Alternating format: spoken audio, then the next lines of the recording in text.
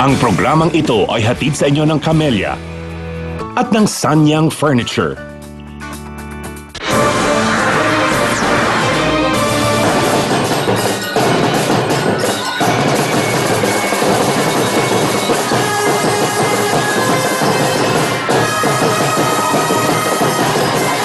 Anak ko, Lord, bakit mo naman ito? Pwede, maghinto ako ba? Iyak ako. Nakita ko magkasama ko sa simbahan, natuwa ako sa kanila. Anak ko, Lord, dili ko inasahan ganitong mga tao. Parang nangurog ko sila. Katong pagawas na mo kay na wala ko na-expect nga naagi akong mga classmate, akong advisor. Tingala kay ko, anong napagip banner. Nay, balon, anak. Alam mo, parang mga celebrity itong buong pamilya. Kasi kita mo na talagang yung mga kapitbahay nag-uunahan na, makikamay sa kanila, mag-hello sa kanila. And nakakataba ng puso yung ganon. Ako, I can't have enough of that. More. Okay. Gaya ng sinabi ko kanina, syempre, kasama ng design team, magtatayo tayo ng bagong bahay. Tama. Pero syempre, hindi ko ito magagawa na kami-kami lang. Hindi namin kaya yon. Kaya ipapakilala ko ang ating build partner. Ready na ba kayo makilala sila? Oo, build. Sila yung tutulong para may tayo ang inyong bagong tahanan. Pinapakilala po namin ang Camellia!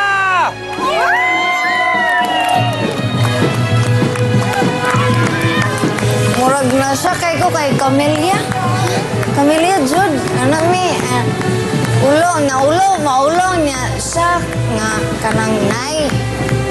Kanang lipay kayo, tas kanang murag mo na niyang time na murag mag-change na mong life. Ito papakilala ko si Ma'am Emmy Lustado ng Camellia CDO. Siya po yung General Manager at may mensahe siya po para sa inyo. Lahat kami ay hindi nagdadalawang isip na kayo mula pa sa una na makatulong, na bigyan ang pamilyang labyal, na makabangon sa buhay sa pamamagitan ng bagong bahay. Thank you, Mom! Thank you!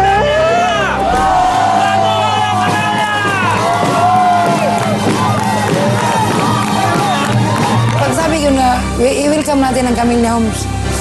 Ano ka, Lord? Sobra rin, hindi sobra rin pinangarap ko, hindi yan. Ewan ko.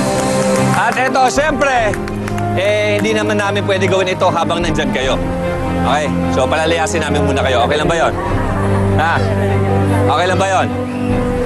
Dadalhin namin kayo isang engrandeng bakasyon sa La Carmela Resort sa Boracay! Sasakay kayo dito. Ayan. Ha? Tama.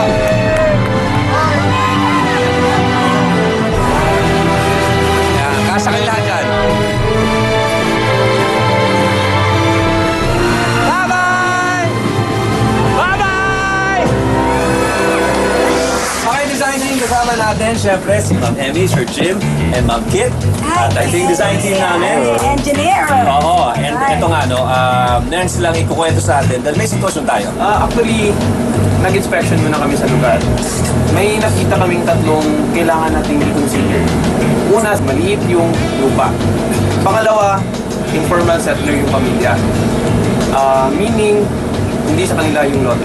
And pangatlo, nasa danger zone. Malapit sila sa ilog. Kaya after presenting these factors to the management, nag-decide yung Camellia Management.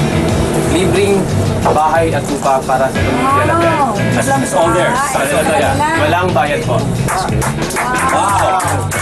That is fantastic. Maraming salamat talaga. Ang sarap na maging bahagi talaga ng isang programa na napakaraming tao at kumpanya at korporasyon at grupo at organisasyon ang gustong tumulong.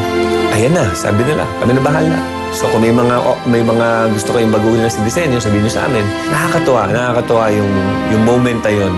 Nung lahat kami narinig namin yung balitang yun, na magbibigay ng bahay at lupa yung aming build partner.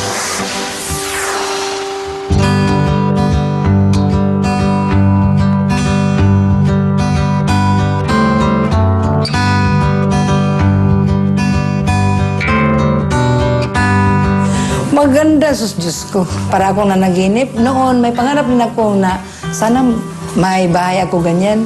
Pero ngayon, nakapasok ako. Hala ka, Lord, thank you, Lord. Nakapasok ako ganitong kwarto, Lord.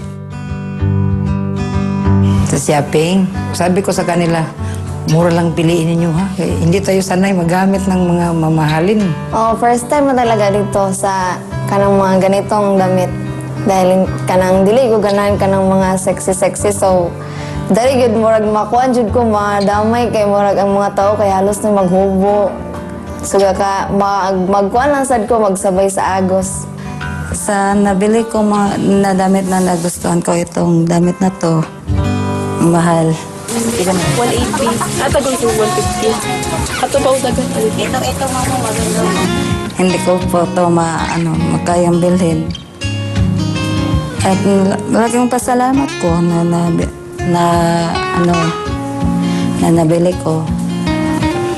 So ko, nasayahan ako na hindi kuan ang feelings ko, sir, na aabot sa ganito ang akala ko, mamatay na ako.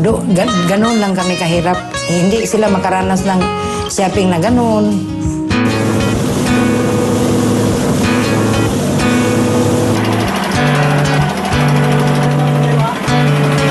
Sobrang saya, sir. Pagbaba namin, nakakabahan talaga ako, kinakabahan. Tapos, lumakad lang ako, sabi nung driver. Lakad lang doon, tapos binigyan kami ng pagkain ng isda para lumapit.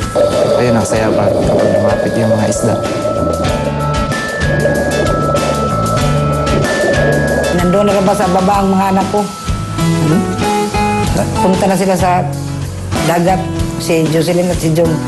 Sabi ko, Lord, anong mangyari sa mga anak ko? Paano sila makahinga doon? Sana babalik pa sila dito. Bahay simento. Siguro maano sila sa feeling na simento. So ito yung wall na babaktunin natin.